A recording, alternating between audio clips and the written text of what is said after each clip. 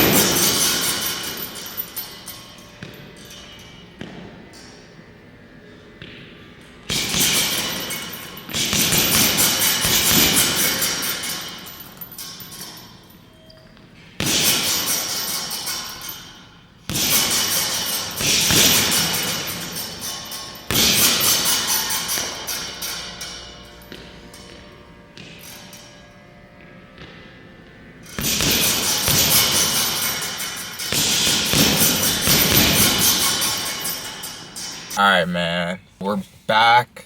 I'm in the car right now. I actually went to my second training right after that footage you just saw.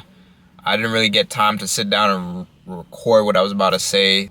This is actually me after fucking sparring. If I talk a little bit slow, it's because I'm really fucking tired right now. But there's 5 habits that help me change my identity. I'm gonna try to make this as brief and quick as possible, because honestly, I could talk about this shit for a really long time. So we're gonna get right into it, because I don't want to waste too much of your guys' time. Number 1 is waking up early. The reason why waking up early is one of the habits that help me create a new identity is that waking up early, believe it or not, requires a lot of discipline. A lot of people on this planet cannot wake up 1 or 2 hours earlier than when they normally do. Most people, like this might be for you, for example, wake up like an hour before work. You get up, you get ready, and you travel to work. Some of you motherfuckers that be working from home, I know you guys probably just wake up 5 minutes before and open the fucking laptop and get straight to it. I wake up personally at 4 in the morning. Do I wake up at 4 in the morning every single day? I would say majority of the days. Maybe like once every 2 months or something, I might sleep in and wake up at 5 or 6. But for the most part, I would say I wake up at 4 a.m. pretty much every single day. And the reason why I even do this, because sometimes I won't even get enough sleep, is because it requires a lot of fucking discipline to get up out of your bed when you're really comfortable, especially if you're warm in bed and shit. We're here in Canada. It's cold as a motherfucker sometimes. Just getting out of bed, man, is so fucking hard. But believe it or not, every single time you choose that decision of waking up early instead of sleeping in, no matter how hard it is, that discipline carries over to other parts of your life. And the second part about it is that When you wake up early, you have more time to yourself. You're not being bothered. A lot of my ideas and what I plan to do with my content and just overall what I want to do with boxing and everything, it comes from those early mornings where I get time to think and reflect. And that's how I get a lot of my ideas, honestly, man. And nobody's bothering me. I get a lot of my work done. I put all my trainings in the morning too, because as soon as all my trainings are over, I go to work right after, and then I can deal with any of the chaos that happens when everybody's up. Those are the two main reasons why I would suggest waking up early. Number 2 is daily training and daily working out. Now, I know there's going to be some motherfuckers out there that are going to say, oh, well, you need recovery, this, and this. Maybe you do, bro. Maybe you do. I've conditioned my body to an extent where I can handle this kind of workload.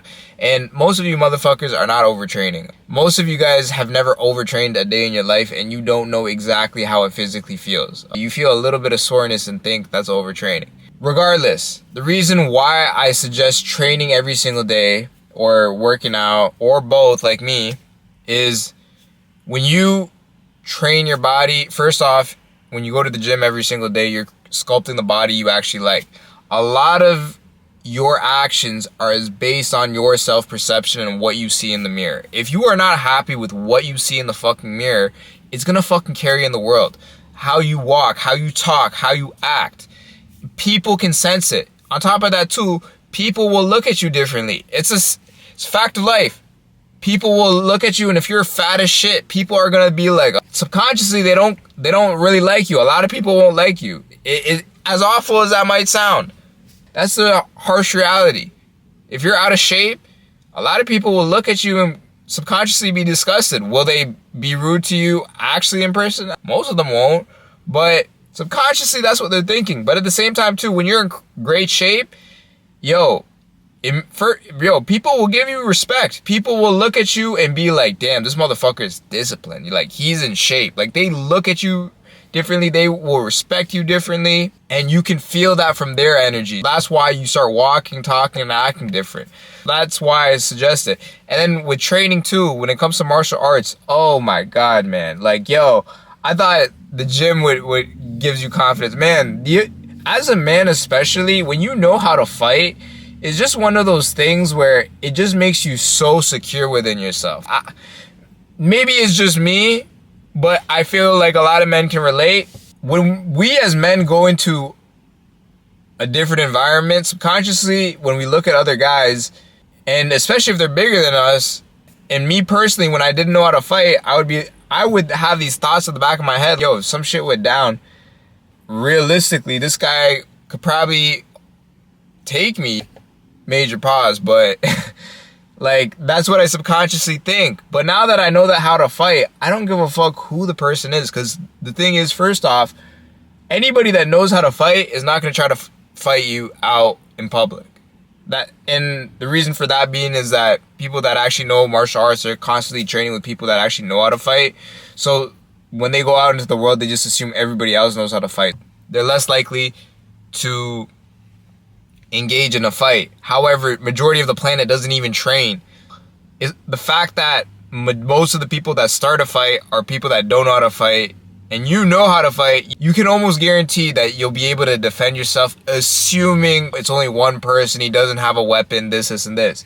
Now, would I suggest getting into a street fight? Hell no, right? Because you don't know what the fuck could happen, but you have the confidence within you that, if some shit were to go down, you're confident in your ability to defend yourself at least. And that's major, man. Like, when you know how to fight, I'm telling you, there's an aura that gets put onto you. Like, and when people find out that you know how to fight too, people respect you and watch the tone that they speak to you in subconsciously, because they know, oh shit, if I disrespect this dude, this guy might beat the shit out of me. But the truth is, most of us are pretty calm for the most part. Most of us are not fucking crazy like that, right? And it would take a lot for us to even engage into a fight, but that's what regular people probably think. That's why I do the daily training and daily working out. That's why it helped me shift my identity. The third thing was controlling what I eat. Now, I'm not saying you have to follow a specific diet, but what I'm going to suggest is that you avoid shitty food. Shitty food you already know what shitty food is. I don't need to explain this to you, but shitty food is basically food that is processed, food that is junk food, food that is fast food. You guys know what this is, man. Like, if you guys were to say, oh, is McDonald's healthy? Obviously, bro, it's not, right? A good rule of thumb is to just have whole foods, like things that you can look at it and be like, I can tell what the ingredients are. When I eat some motherfucking chicken, I know the ingredient is a motherfucking chicken. When I eat some broccoli, I know the ingredient is a fucking broccoli. You know, when I eat rice, I know the ingredient is rice. You know, simple, basic foods. Because what we eat, first off, like I mentioned earlier, when you work out, you also need to eat well in order for your body to sculpt. So that's one of the reasons. Number two is that a lot of our actions and how we think is controlled by the food we eat. Have you ever ate like some fast food, like some, I don't know, I love Mary Brown's and Popeyes, right? It's fried chicken. I eat that shit and I want to just sleep. I don't want to do shit.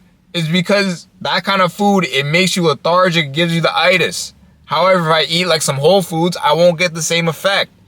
So the food we eat dramatically affects the actions we take and how we feel. So that's why that's the third habit that helped me shift my self-identity, was just cutting out most of the crap.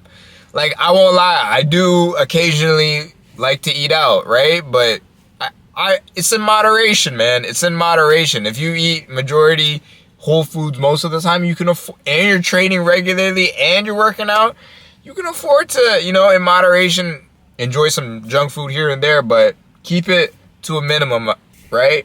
Number 4 is creating a momentum list. A momentum list is 3 to 5 things that will get you closer towards your goal. Now, I don't know what your particular goal is. You might be in school, you might have a full-on career, you might run a business. I'm going to use myself as an example, right? I'm trying to grow my social media and I'm also trying to get good at boxing, right? So some of my momentum tasks were, for example, in the past, if I want to grow my social media, I got to create content. One of the momentum tasks I would write for the next day would be like, all right, I'm going to upload or 3 reels, or I'm going to go train. But eventually those become the daily habits, right? Momentum tasks are like one-time objectives. For example, when I first got into boxing, one of the momentum tasks for the day was just signing up to the boxing gym and buying a pair of gloves. That was a momentum task.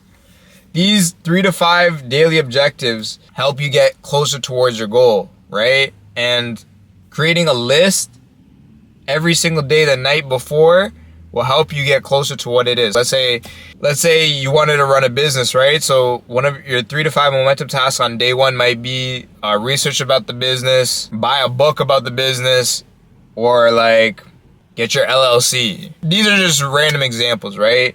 The momentum tasks help you get closer towards your goal. I probably stated that at least 4 times already, but that was the 4th habit that helped me change my identity, because it was helping me getting closer to the version I wanted to become. And the 5th thing finally was just gratitude and thanking God. Or if you don't believe in God, because I know there's people out there that don't believe in God, which I kind of find weird, to be honest, right? Thanking the universe. I'm not going to try to convince you that there's a God out there. You believe whatever the fuck you want, man. I'm not going to try to convince you, but just showing gratitude to the world or God. I can't explain the exact science behind this, right? But every day since I've been thanking God, my life has significantly improved. It has everything I've thanked God for, He would give me more of. And I think when you give daily gratitude, you just become a happier person. And because you're constantly reminding yourself about all the great things you have in your life, your brain, what happens in your brain is that your RAS, your reticular activation system, I think that's what it's called, starts looking for more opportunities like that. I think that's the actual science behind it. But regardless, man, daily gratitude, because it just reminds you what you have, and it keeps you, even on my shittiest days, I thank God that I was able to train, able to work, I have a fucking car, I'm making these fucking YouTube videos, I have a fucking phone. Just a little shit like that. Even if I have a shitty ass day, I realize, I could have it way worse right now. And that helps me get over. Because you're going to have days where things are not going to go all right, man. And that ruins consistency if you just throw those days away, right? I try to be as consistent as possible. And one of those ways, man, was to show daily gratitude, all right? If you guys enjoyed these kind of videos, let me know in the comments below. Hopefully, you guys got and retained the information I was talking about and made sense.